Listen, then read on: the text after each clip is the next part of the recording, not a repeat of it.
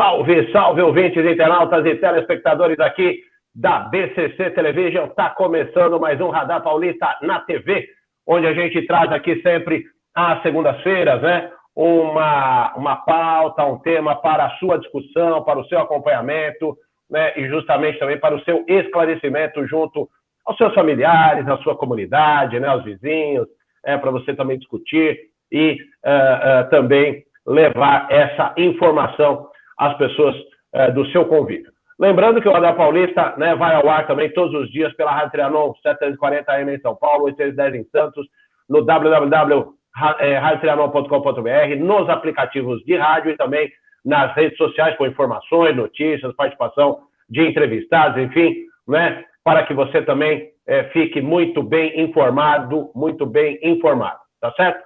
Hoje o nosso tema, ele já está aqui no aplicativo conosco, vai conversar daqui a pouquinho, né?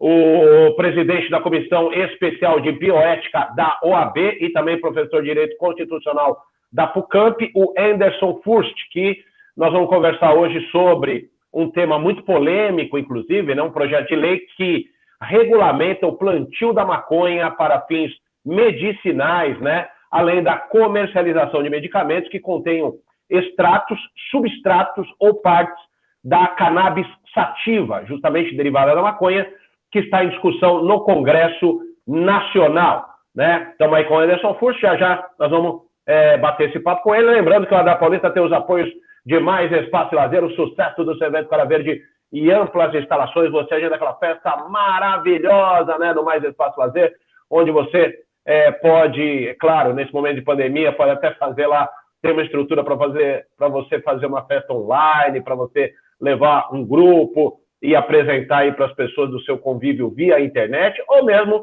para eventos com menor público, com públicos menores, dentro de todo o aparato de segurança, né? O Mais Espaço Lazer, que você obtém mais informações no facebook.com/Mais Espaço Lazer. Tem também o Ateliê Comunicação, sua melhor comunicação com o mundo, mais informações no facebook.com/Ateliê Comunicação SP, tudo junto. E também a nossa equipe aqui, a BCC Television, onde você produz, divulga seu vídeo, faz sua reportagem, cria o seu programa, sua reportagem dentro aqui da programação da BCC Television. Você conversa aí, fala com a nossa equipe super profissional da BCC, né? Fala com a Luciana, com o Verão, com o Márcio, com o Bernardo, né? Equipe que está sempre a postos para lhe atender. Mais informações você obtém no site www.bcctelevision.com. Tá certo? Bom, dados os recados, vamos então conversar com o nosso convidado, o nosso entrevistado desta segunda-feira, o Anderson Furst, que vai conversar conosco sobre essa questão do projeto de lei que regulamenta o plantio da maconha para fins medicinais e a comercialização de medicamentos que contenham partes da cannabis sativa derivada da maconha em discussão no Congresso Nacional. Muito boa tarde, muito boa noite, porque o programa também entra à noite pela Rádio Trianon. Agradeço a sua participação aqui, Anderson. Muito boa tarde, muito boa noite, querido Renato e nossos ouvintes e telespectadores. É um grande prazer estar aqui falando com vocês sobre um tema que eu sei que é polêmico, mas justamente nós estamos aqui para falar sobre coisas que, embora sejam um tabu, nós precisamos conversar até para esclarecer. Quanto mais esclarecida uma população melhor é o debate. Com certeza, é isso mesmo, Anderson.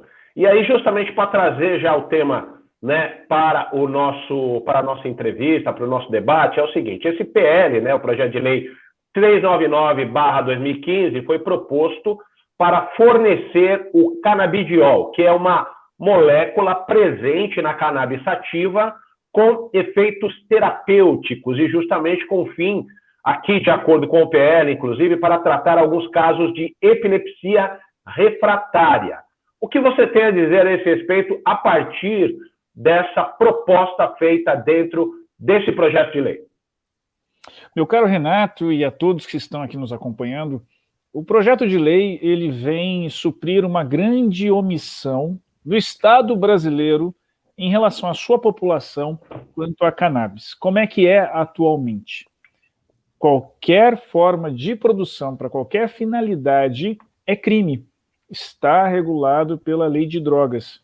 Este modelo regulatório que criminaliza a cannabis para qualquer uso, ele é um modelo muito antigo, que vem do começo do século XX, ainda final do século XIX, se espalhou pelo mundo por uma política norte-americana, e diversos países foram avançando nessa regulamentação. Alguns países foram até o extremo de regulamentar para o chamado uso adulto, que antigamente era chamado de uso recreativo. Outros avançaram no aspecto medicinal e no aspecto industrial. E com isso estão valendo-se de um mercado que tem crescido muito, além de, claro, permitir a realização do direito à saúde para diversos pacientes, porque a medicina desenvolveu-se neste período e descobriu-se que a solução para diversas questões de saúde era o canabidiol. Seja para, por exemplo, tratar dores crônicas, seja para amenizar efeitos de tratamentos oncológicos, como a quimioterapia, que retira apetite, que causa mal-estar. O canabidiol também ajuda demais. Epilepsia e uma série de outras doenças em que foram sendo testadas. Então, veja, estou falando de medicina baseada em evidência, em que foram realizados testes científicos e que comprovadamente canabidiol passou a ser o protocolo clínico para atuação nestes casos. Todavia, no Brasil, ainda que estivesse se desenvolvendo pelo mundo afora um mercado internacional industrial para o cânhamo, que é uma espécie de cannabis, a gente vai falar ainda nesse debate aqui, Renato, e também desenvolvendo toda uma atuação médica ao redor do canabidiol, aqui no Brasil, permaneceu sendo proibido. Muito recentemente, nós começamos a ter um avanço que veio pelo Poder Judiciário. Este avanço, ele se deu através do fornecimento de autorização para algumas associações de pacientes e familiares de pacientes que precisam do canabidiol para que pudessem plantar para extrair o óleo de canabidiol. Além disso, para aqueles pacientes que são de regiões não atendidas por essas associações, também o Poder Judiciário autorizou diversos pacientes a plantarem em casa para eles próprios fazerem a extração. Diante desse cenário, em que começa-se o Poder Judiciário a responder a uma omissão, que é do Poder Executivo e Legislativo de regulamentar, a Anvisa correu e soltou a resolução da diretoria colegiada número 327, agora há pouco, em 2019. Essa resolução, ela autoriza a importação de insumos para a produção de medicamentos ou ainda de outros artefatos à base de canabidiol ou ainda de outras partes da cannabis. Ocorre que o que a Anvisa não autoriza é a produção interna, de modo que, ainda que se possa produzir um medicamento à base de canabidiol no Brasil, e já temos o registro do primeiro medicamento à base de canabidiol aqui no Brasil, a matéria-prima precisa cair do céu. Com perdão do trocadilho, na verdade, precisa ser importada. Então, no Brasil, quem necessita de canabidiol está à mercê da oscilação de câmbio e de ter um fornecedor estrangeiro para mandar para o Brasil.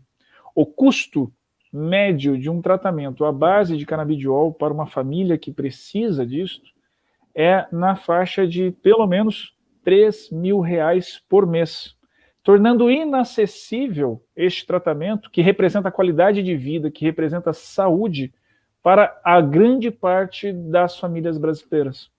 E é por isso que veio o PL 399, para criar uma regulamentação adequada à cannabis no Brasil, que não apenas aquela que proíbe terminantemente qualquer produção de cannabis aqui. Tá. Bom, pelo que você está dizendo, então, a Anvisa autorizaria aí a utilização do insumo, mas não autorizaria a produção desse material, é isso? Exatamente, Renato. Eu vou pegar como exemplo a vacina que nós todos estamos acompanhando aqui. Poxa, o Brasil produz vacina, Mas para ele produzir a vacina, ele depende de vir o insumo farmacêutico ativo de outros países. É a mesma coisa. A Anvisa autoriza a produção no Brasil desde que o canabidiol venha de outro país. Veja, você está observando, todos que estão nos acompanhando neste debate estão observando a dificuldade. Nós praticamente temos que implorar para que outros países nos mandem este insumo farmacêutico ativo. Principalmente a China, né? Especialmente a China, porque é uma tecnologia que ela detém. Aplica-se o mesmo debate ao caso do canabidiol. Nós temos que depender de um fornecedor externo, e se esse fornecedor externo, sei lá, o país que esteja fornecendo, por qualquer razão diplomática ou política, cortar o fornecimento, falar, não vou produzir mais isso para você, porque brigamos diplomaticamente, nós teremos os nossos pacientes com dores crônicas, com diversos problemas, com epilepsia, sofrendo pelo desabastecimento do seu medicamento aqui no Brasil. Ou seja, o direito à saúde, para muitas pessoas aqui no Brasil, está sendo eclipsado por conta de um tabu, de um receio de debater um tema, só porque ele também tange a questão da luta contra as drogas. Me vem à cabeça o seguinte, nós precisamos pegar aí um dos principais países, vamos dizer, que talvez tivesse ou não a regulamentação do plantio da maconha e que esse país pudesse nos fornecer os insumos necessários. E aí nós vamos entrar numa questão, por exemplo, hoje o Uruguai tem, se eu não me engano, o Uruguai tem essa condição, né? Tem a possibilidade lá de trabalhar com o plantio da maconha, assim como acredito que a Holanda. É nesse sentido que vai vamos dizer, esse direcionamento dos países que poderiam fornecer? Ou, por exemplo, porque nos Estados Unidos não são todos os estados lá que têm essa regulamentação. Veja, vários países já estão autorizando, alguns mais, outros menos, mas estão autorizando. Então, por exemplo, no caso do Uruguai, lá está autorizado, inclusive para o uso adulto ou recreativo. Eu sei que é polêmico, mas o Uruguai optou por isso, né? Este é o modelo deles. Nos Estados Unidos, alguns estados também estão autorizando o uso adulto ou recreativo, visando a tributação. Por que é que o estado de Nova York acabou de autorizar o uso adulto, o plantio para uso adulto? Por conta da tributação, do mercado que há ao redor disso. Então, em vez de combater o tráfico, não, agora são empresas que vão pagar tributos e estarão sendo vigiadas como outras indústrias, como é o caso do tabaco, é o caso do álcool, é o caso da indústria alimentícia e uma série de outras indústrias que são todas elas fiscalizadas e tributadas de modo a recuperar os cofres públicos pós-pandemia. Alguns outros países, como por exemplo é o caso do Canadá, autoriza apenas a produção da espécie de cannabis que não possui alto teor de THC. O THC é aquela substância que tem os efeitos psicotrópicos. Então, vários países estão autorizando apenas o plantio do cânhamo, que é essa espécie de cannabis que não tem THC suficiente para fazer o seu uso adulto, recreativo, com a finalidade psicotrópica. Por outro lado, tem altíssimo teor de canabidiol. Então, você pode extrair ali para fins medicinais. Além disto, isso é importante mencionar, a fibra do cânhamo, ela é muito melhor para a produção de tecido do que a fibra do algodão. Tanto que as velas dos navios que vieram até o Brasil em 1500 eram feitas de cânhamo, razão pela qual o Brasil já teve indústria de cânhamo ao longo dos seus séculos iniciais, justamente para poder abastecer a indústria naval. Não obstante, e olha que interessante isso, Renato, o quilo de semente de cânhamo tem muito mais proteína do que o quilo de frango. O cânhamo possui os 20 aminoácidos conhecidos e da qual nós, seres humanos, precisamos para a produção das nossas proteínas. Ou seja, com a produção do cânhamo, nós também conseguiríamos entrar aqui para a subsistência de alimentação animal e humana, atuando numa insegurança alimentícia que nós estamos vivendo aqui na pandemia. Nós temos que lembrar que mais de 50% das famílias brasileiras estão passando por insegurança alimentar, fora o fato de que o Brasil voltou para o mapa da fome. Então, veja, eu estou falando de uma planta que nós não temos acesso a ela agora no Brasil, porque ela é cannabis, ela não dá barato, e além de impedir o Brasil entrar numa grande onda verde que o mundo todo está se preparando para recuperar a economia da crise de pandemia, qualquer um que venha tentar hoje em dia, ele estará cometendo um crime. Olha, o retrocesso social e econômico que nós estamos vivenciando pelo modelo regulatório. O que o PL vem a fazer é autorizar o plantio desta cannabis para fins industriais, como esses usos que eu mencionei, da alimentação, têxtil, enfim, e também o uso medicinal, para justamente atender as inúmeras famílias e os inúmeros pacientes que necessitam dessa substância e hoje estão dependendo do fornecimento internacional aos altos custos, né, das suas poucas economias. Tá. Nós mencionamos aqui, você falou, né, sobre a questão das vacinas hoje usadas contra o coronavírus, e que hoje a gente sabe muito bem que essas vacinas estão sob um rígido controle do poder público, né, haja vista elas não serem comercializadas, nesse aspecto que eu me atenho aqui. E com relação ao PL, propriamente dito, que traz aí a questão do canabidiol para o tratamento também terapêutico, você acredita, como é que ficaria isso? Também ficaria na mão do poder público? O canabidiol, ele seria, e aí os componentes, né, que se seguem aí dentro do projeto de lei, como você também falou, do ponto de vista da produção e tudo mais, né, do cânhamo, ele também ficaria, ele não poderia ser comercializado? Como é que seria isso? Como é que a organização, a comercialização, o controle desses insumos? Renato, funcionaria, ou funcionará, se for aprovado, do seguinte modo, e isso também é um ponto de crítica que eu queria chamar a atenção, ele não autoriza o cultivo, o autocultivo, nem o cultivo de associações. Ele somente autoriza o cultivo por empresas que irão se submeter a uma constante vigilância. Então, que tipo de vigilância é esta? Ela terá que demonstrar que tudo que foi produzido ali foi destinado ou ao fim industrial ou ao fim medicinal. Além disso, ela terá que comprovar que aquilo que ela está produzindo é a cannabis de baixíssimo THC. Se ela estiver produzindo a cannabis que tem alto índice de THC, e por que eu estou mencionando essa cannabis com alto índice de THC? Porque esta é aquela que pode ser desviada para ser utilizada com outras finalidades, como o uso adulto. Ocorre que, para fins medicinais, não só o canabidiol é o único canabidinoide utilizado para fins medicinais. Há alguns outros. Então, esta, que tem alto THC, ela também pode ser utilizada para fins medicinais. Se a indústria farmacêutica for plantar esta, tem uma supervisão ainda maior, um outro nível de atenção.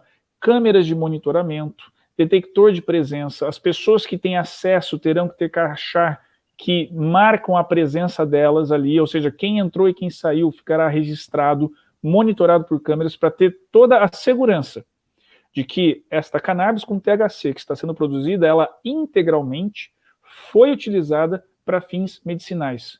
Ninguém ali saiu com um pezinho escondido na sua roupa para poder utilizar isso para tráfego ou para fins ilícitos.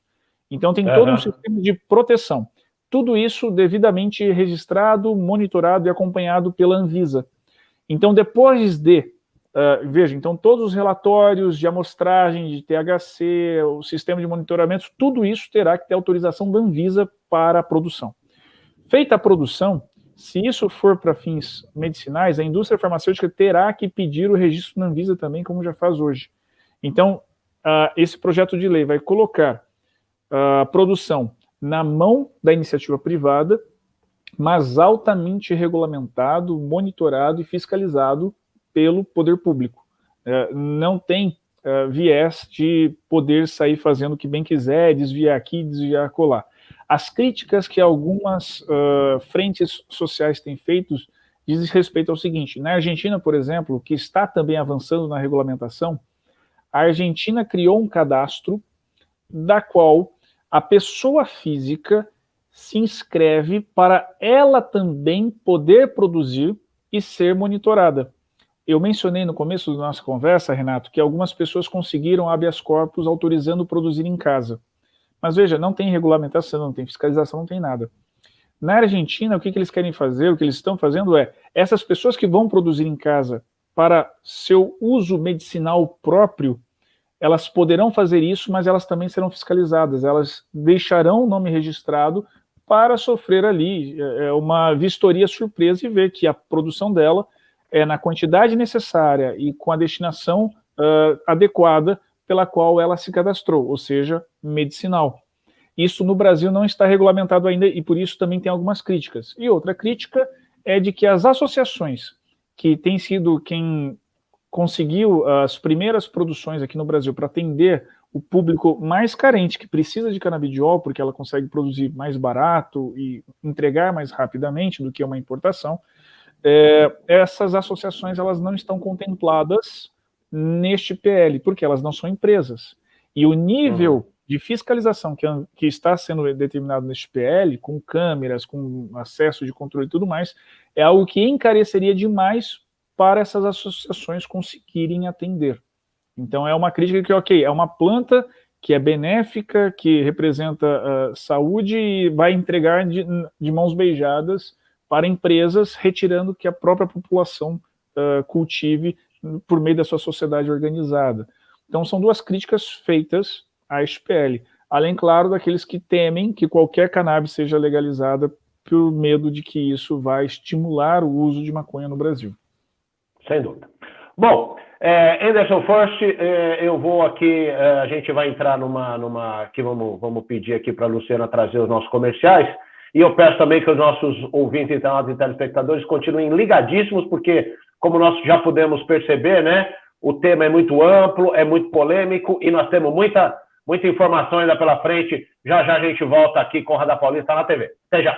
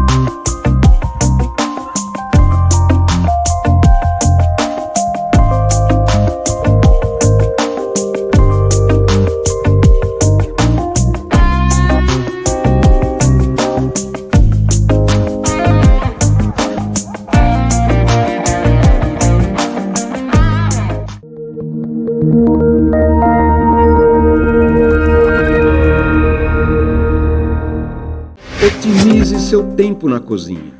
O forno elétrico Lair é um eletrodoméstico prático e eficiente, ocupa pouco espaço e muito bonito.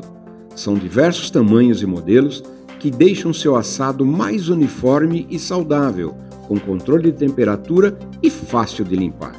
Lair, há 78 anos fabricando fornos, fogões e churrasqueiras elétricos e a gás, com muita qualidade e beleza.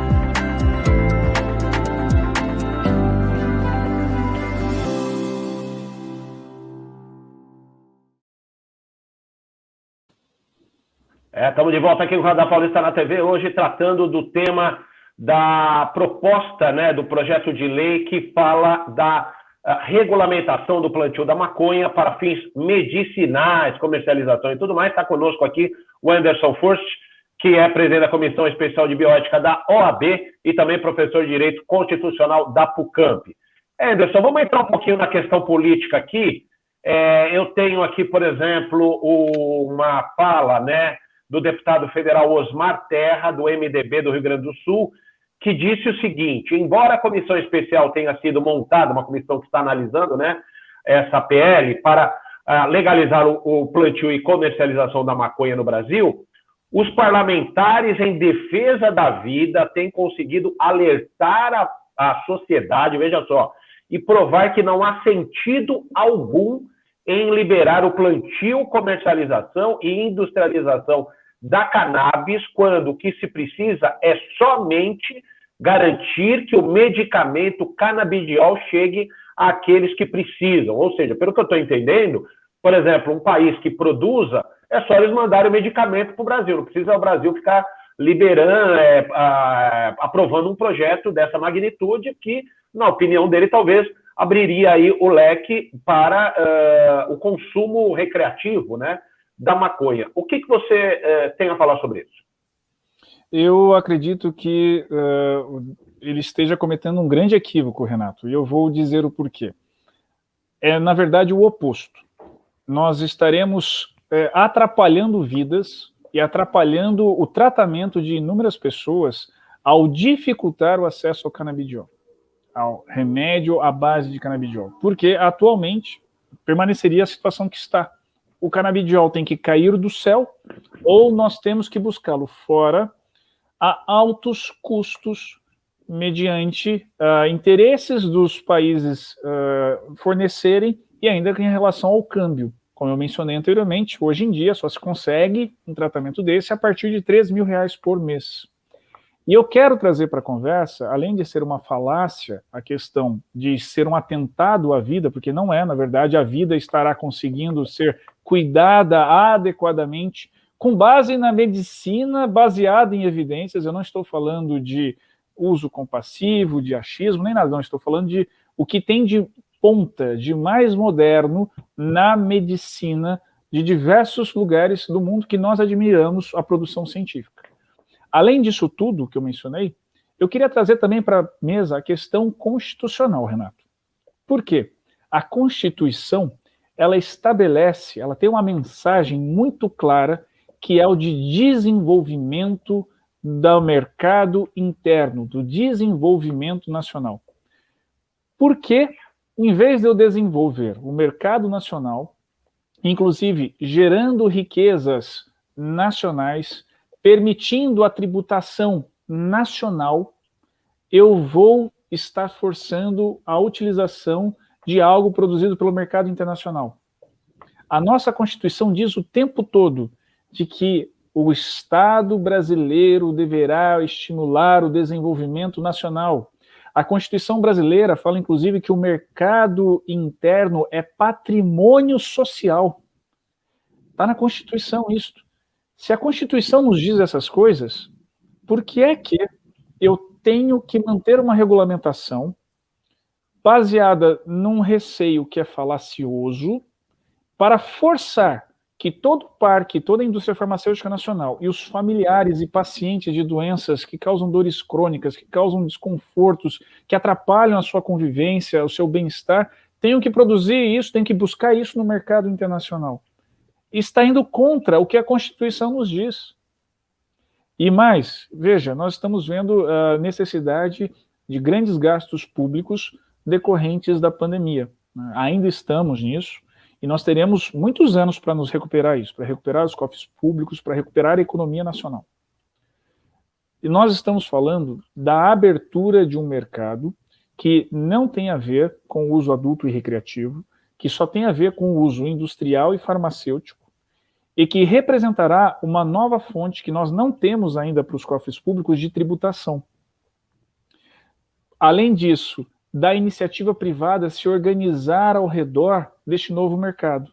Porque, veja só, Se eu estou produzindo uma planta diferente, que até agora não era autorizada a produzir, eu vou precisar de um trator diferente. Então, toda a indústria ligada ao maquinário vai ter que se adaptar, contratar mais pessoas, desenvolver outras tecnologias. Se eu estou falando de novos plantios, eu estou falando de novas colheitas. Eu vou ter que ter outra colheitadeira, eu vou ter que desenvolver também todo este parque. Eu estou falando de mais transportes, porque eu vou ter mais grãos, eu vou ter mais fibras, eu vou ter mais adubo. Então, vamos ter que mexer também, ampliar o que? Olha, é mais trabalho para caminhoneiros, é mais movimentação de trens, é mais movimentação de navios nos portos. De um certo modo, eu estou falando de novos postos de trabalhos. Tudo girando ao redor da produção e extração de insumos e de canabidiol de uma planta que ainda não é produzida. E em relação a impactos ambientais, isso é importante falar, porque alguém já deve estar pensando, então vamos ter aumento de agrotóxico. Não. Esta é uma planta rústica, que existe há milênios, exatamente deste mesmo formato, e que se dá super bem no clima e solo brasileiros. Diferentemente de outras plantas que extraem matéria orgânica do solo, e aí causa todo um processo agressivo à natureza, o cânhamo, que eu havia mencionado, a raiz dele, ela fixa nitrito e nitrato no solo, então ela aduba. E ela pode ser utilizada no período entre safra, por exemplo, de soja, de algodão, de várias coisas que nós produzimos aqui no Brasil, como forma de adubar o solo, inclusive. Então nós estaremos protegendo, mitigando impactos ambientais que atualmente nós já temos na nossa produção agroindustrial. Uhum. Agora, aproveitando, né, o que você está dizendo com relação aos impactos ambientais, né, Anderson, eu te pergunto o seguinte, quem ganha e quem... De uma maneira bem prática, né, dentro de tudo que nós estamos falando aqui, porque eu acredito que, justamente você disse, né, de repente a indústria, questão tributária, vai trazer aí também, não só no aspecto da saúde, mas também do ponto de vista fiscal para o país, mas, por outro lado, o que nós perdemos, se é que há perdas? Acredito que haja sempre, né, aspectos positivos e negativos a serem levantados. Na sua opinião, quais são os mais positivos e os mais negativos na, vamos dizer, aprovação da medida? Se esse PL for aprovado, os pontos positivos que nós teremos tratamento de qualidade em baixo custo para muitos pacientes no país. O desenvolvimento de um novo campo industrial e agrário que nós ainda não temos. A criação de novos postos de trabalho, uma nova fonte de tributação para o Brasil recuperar seus cofres públicos e o posicionamento estratégico, comercial e industrial do Brasil no cenário global que tem surgido, que tem utilizado do cânhamo para recuperar as suas próprias economias pós-pandemia. Os aspectos negativos do atual PL. Ele não autoriza a autoprodução para que o paciente faça em casa, como hoje vários já estão fazendo com autorização judicial. Ou seja, do mesmo modo que você planta chá em casa, boldo e algumas outras plantas para você também fazer quando precisa, nós estaríamos cerceando esses pacientes de fazerem isso.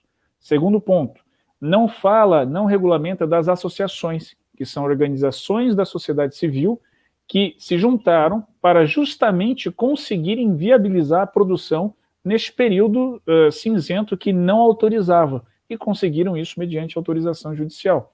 É um ponto relevantíssimo que precisava ser tratado também ali de como é que ficarão as associações que não estão devidamente regulamentadas ali. Me parece que esses são os dois principais pontos negativos que o PL poderia ter avançado e não avançou. E eu gostaria de deixar muito claro, Renato, ele em momento algum autoriza o uso recreativo ou adulto. Por isso não há qualquer risco às vidas. As famílias brasileiras podem continuar tranquilas de que o Brasil não está liberando a maconha, como outros países fizeram, para criarem os bares específicos, para se fumar ou se consumir como queira pelas ruas e tudo mais. É simplesmente para o uso industrial e medicinal. A outra forma permanece proibida nos termos da lei de drogas brasileira. Tá.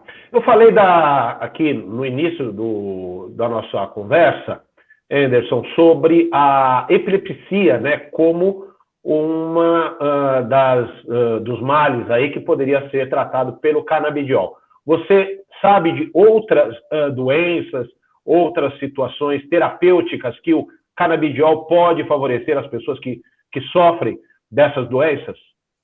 Sim, nós temos inúmeras situações que têm sido utilizados, o canabidiol tem sido utilizado para resolver questões de saúde. Um deles, por exemplo, e eu já mencionei para vocês, são pacientes que possuem dores crônicas, né? Ou seja, ele tem sido utilizado como um substitutivo de outros medicamentos que causam dependência. O canabidiol não causa dependência. Então, por exemplo, a morfina, que é um forte tratamento para a dor, ela causa dependência. Então, tanto que é um remédio ultra controlado. O canabidiol não causa dependência e também resolve isso. Você mencionou a epilepsia, eu queria mencionar a ansiedade. Existem estudos com pacientes com diagnóstico de ansiedade crônica que o canabidiol conseguiu reduzir este nível de ansiedade e todo o desconforto que essa ansiedade causava no paciente. Além disso, transtorno de estresse pós-traumático também é uma doença que afeta a muitas pessoas e o canabidiol tem sido também utilizado para potencializar os tratamentos e diminuir todos os impactos que causa. Câncer. Já falei que o tratamento de câncer ele é agressivo e ele causa uma série de consequências. O canabidiol ele consegue reduzir os impactos, né, ou seja, ele tem um efeito paliativo muito bom para ser colocado conjuntamente com o câncer. Várias doenças neurológicas, especialmente as degenerativas, elas também manifestam várias melhoras com o uso de canabidiol. Além, claro, daquelas que eu já mencionei, de dores crônicas e neuropáticas, o canabidiol tem sido utilizado. No mundo, já surge uma coisa chamada medicina canábica, que é justamente destinada para entender qual é a concentração, a posologia para prescrever corretamente esses medicamentos. Como aqui no Brasil sempre houve uma grande restrição e um grande tabu, nossos médicos não puderam estudar isto nas suas faculdades. Agora estão surgindo especializações para treinar nossos profissionais de saúde a melhor utilizarem deste recurso que vem sendo introduzido para a saúde dos brasileiros também. Uhum. Bom, Anderson, infelizmente nosso tempo está acabando, eu vou deixar uma última pergunta e aí gostaria que você também deixasse suas considerações finais a respeito de tudo que nós conversamos, né? Assim, do ponto de vista medicinal, essa cannabis, o canabidiol, seria, vamos dizer, aplicado via intravenosa, seria via comprimido? Isso, é claro, acredito que a questão tecnológica também poderia acrescentar no debate, né, o que nós teríamos também de ganho tecnológico com a chegada dessa medida, né? E então, assim, de uma maneira geral, se você sabe, se você conhece como são aplicados esses medicamentos, né, à base do canabidiol, e que você encerrasse aqui o nosso bate-papo, que está muito esclarecedor, mas que infelizmente a gente é obrigado a encerrar. Renato, há algumas formas de utilização do canabidiol. A mais comum delas é na forma de óleo. Então, o paciente que usa, normalmente ele vai ter um frasco que vai ter um conta-gotas e ele vai pingar na boca o óleo de canabidiol, que vai ter diferentes concentrações, conforme é o caso daquele paciente. Além disto, existe também na forma de pomada, porque também tem utilização dermatológica ou por absorção pela pele, em alguns casos de dores específicas. Então, você passaria a pomada com canabidiol e ela também resolveria. Um parênteses, inúmeros dermocosméticos estão sendo realizados à base de canabidiol com vários resultados. Eu espero um dia para poder até melhorar minha cutis, se a gente possa ter aqui no Brasil também, Renato. Agora, em relação aqui a uma palavra final, eu queria primeiro começar agradecendo a você, aos nossos ouvintes e telespectadores, que tão gentilmente abriram esse espaço, estão nos acompanhando para conversar de um tema que é tabu. E se você acompanhou até aqui esse momento, eu quero te agradecer, porque você possibilitou nós avançarmos enquanto civilização, ao acompanhar um debate sem tabu. Nós precisamos falar de coisas difíceis, e eu sei que este é um tema difícil. Eu gostaria muito que o Brasil conseguisse cumprir aquilo que está na Constituição, que é não só assegurar o direito à saúde a todas e todos que precisam, mas também possibilitar o desenvolvimento nacional, para que nós conjuntamente participemos da construção de um país melhor para todos nós. Renato, muito obrigado pelo espaço, pelo convite. Para mim é uma honra estar aqui conversando, e uma pena que o tempo voa quando a conversa é muito boa. Com certeza. A gente que agradece demais e tem a honra de tê-lo aqui conosco também no Radar Paulista na TV, né? E o convite fica aberto para novas participações, tá, Anderson? Assim como eu tenho certeza que os nossos ouvintes, telespectadores aqui e internautas que acompanharam também saem muito mais esclarecidos sobre esse assunto, porque o nosso objetivo é esse, né? Independentemente dos posicionamentos, é que nós tenhamos como discutir, como abrir o espaço para que saibamos também o que acontece. Assim como nós dissemos aqui mesmo durante a nossa conversa, aspectos positivos, aspectos negativos, e tudo isso tem que ser colocado na balança para que a sociedade, né, entenda o que está ocorrendo e ela forme a sua própria opinião. Tá certo? Então, muito obrigado, e agradeço também aos nossos ouvintes, internautas e telespectadores pela audiência que nos concede sempre aqui na BCC Television, também pela Rádio Trianon, né, onde nós mantemos também o Radar Paulista todos os dias com as informações, notícias, entrevistas, prestação de serviços, né, sempre contando com a sua audiência. Deixando, né, um grande abraço, votos de uma excelente semana a todos e até semana que vem com mais um Radar Paulista na TV. Até lá!